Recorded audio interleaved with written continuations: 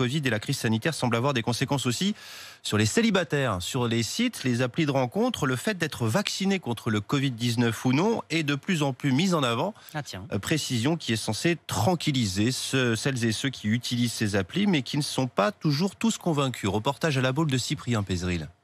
Le téléphone en main, même à la plage, Kevin, 19 ans, scrute les profils de célibataires sur une application. De plus en plus, on voit ça. Souvent, c'est un emoji seringue et avec marqué vacciné. Mais pas de quoi le séduire plus rapidement. Là, je considère que c'est personnel et je vois pas la pertinence sur un site de rencontre. Pour son ami Chloé, au contraire, cette précision permet de limiter les risques de contamination, mais aussi de mettre les choses au clair dès le premier rendez-vous. Quand je vais aller en date avec une personne, pour moi, c'est important de pouvoir faire des choses. Les restaurants, les boîtes, etc., il faudra être vacciné. Et donc, forcément, j'ai envie de pouvoir profiter de ces endroits-là. Nicolas est lui aussi vacciné, mais l'important pour lui n'est pas de le faire savoir. Les vraies questions, c'est est-ce qu'elle va me plaire ou pas.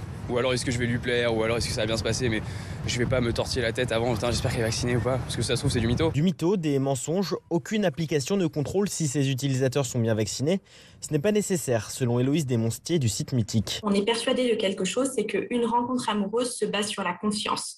Donc si vous commencez à mentir sur votre statut vaccinal, la relation amoureuse démarre très mal. Et aux États-Unis, en guise d'incitation, les applications ont offert des abonnements gratuits aux personnes vaccinées.